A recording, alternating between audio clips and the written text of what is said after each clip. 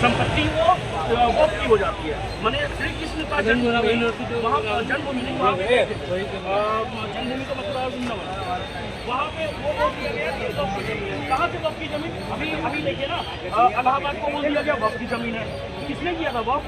वक्फ जब किया जाता है ना तो डीड बनती है, दोनों साइड की डीड बनती है। आज इनके पास में इतना ज़्यादा 2013 के बाद में इनके पास में इतना ज़्यादा जगह है। अगर किसी ने वक्फ दिया ही नहीं तो इतना ज़्यादा जमीन आ कहाँ से गया? अभी उन्होंने कहा कि 3,000 साल पुरानी बात है और हमको को मानते हैं के बाद मानते हैं और हमारे संविधान में तय रखे तो के बाद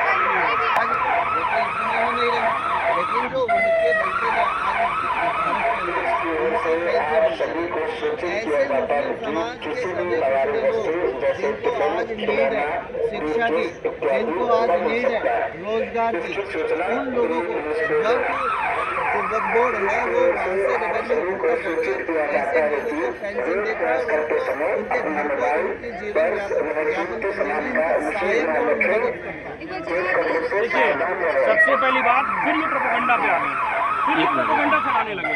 मैं आपको बताता हूँ, जब देश का विभाजन हुआ जो मुसलमान यहाँ से पाकिस्तान में और जो पाकिस्तान से जो हिंदू आए वहाँ पे भी घर बार छोड़ा, यहाँ पे भी घर बार छोड़ा। जो हिंदू आ रहे थे उनको वो घर बचाने देना था। समझिए, ये विभाजन में हुआ था।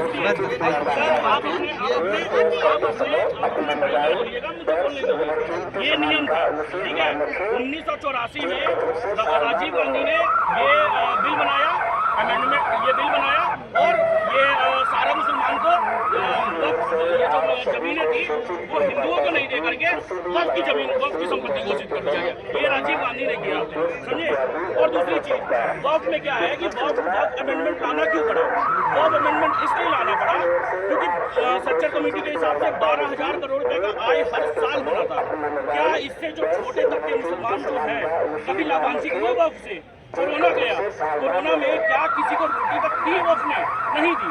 और दूसरा चीज, आज राम मंदिर बना, एक साल 2 महीने 3 महीने जो हुए थे उसके बाद में ही 396 करोड़ का टैक्स सरकार को दिया गया।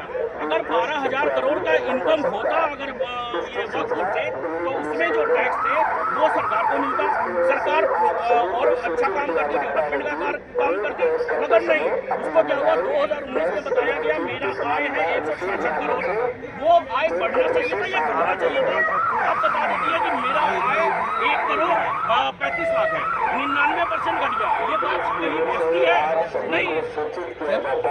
बोल रहे हैं आप कुछ बोल सकते हैं तो आप बोलिए, हम वीडियो बना लेंगे। बोले बोलेगा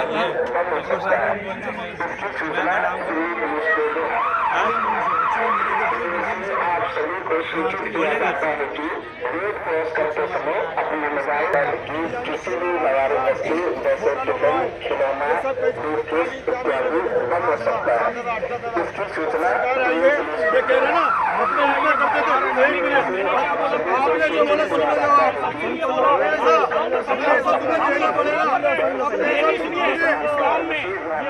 खड़े हैं, मैं अगर गलत कर रहा हूँ, गलत अगर बोल रहा हूँ,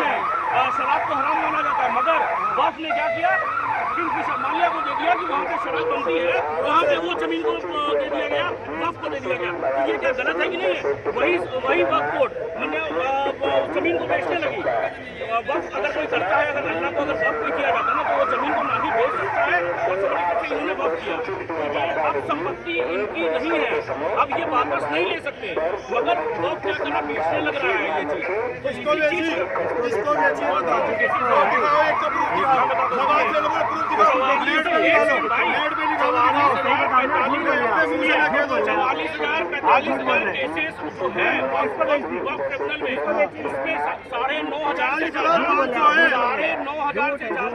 मुसलमान लोग की है, मुस्लिम लोग भी अरे वक़्फ़ अगर अच्छा है, अगर वक़्फ़ अच्छा होता है, सही से काम किया होता है, कोई मुसलमान कोई क्यों हिंदू कोई मुसलमान को हिंदू क्यों इसमें झूठ है, सरासर झूठ है।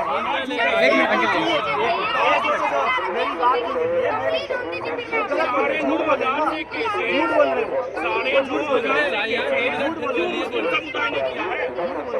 इनसे पूछिए कि 9,500 मुस्लिमों ने जो केस किया है वो क्यों किया? पहले नाम बताइए। मेरा नाम है खलील खान। ये जो वक्त की बात कर रहे हैं, इनसे पूछिए कि सारा मुसलमानों का भला करने के लिए बस यही संपत्ति है क्या? ऐसे आप भला नहीं कर सकते किसी मुसलमान का। आपके द्वारा माइनॉरिटी को सबसे ज़्यादा इस समय कमाई जो की है, यानी माइनॉरिटी डिपार्टमेंट के लिए जो पैसा सरकार के द्वारा इससे पहले निकलता था, उसको आपने ना के बराबर कर दिया। जितनी यूनिवर्सिटियों के आप नाम बदल रहे हैं मुसलमानों के नाम के, जगह जगह आप हर जगह पे नाम बदलने में तुले हुए हैं। क्या बिना वक्त की संपत्ति के आप मुसलमानों का भला नहीं कर सकते? कहिए कि मुसलमानों को अच्छा देंगे, चार देंगे ये पहले मुसलमानों का भला, मुसलमानों का भला,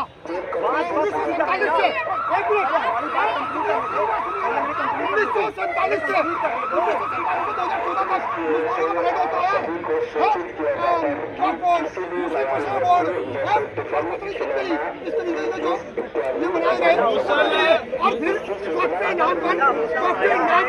दुनिया हिंदुस्तान की तीसरी संपत्ति बन चुका है वक्त, और फिर कहते हैं कि वक्त जो संशोधन हो कहते हैं नहीं, मुसलमानों का भला आप बताइए कब होगा? मुसलमानों का भला कब होगा? 1947 में बंटवारा किया, देश दे दिया मुसलमानों का भला करने के लिए। भला करने के लिए एक नहीं 2 देश दिए कि शायद मुसलमानों का भला हो जाए, बेचारे परेशानी से कुछ नहीं भला नहीं हुआ। उसके बाद कुछ मुसलमान इच्छा अनुसार भारत में भी रुक गए।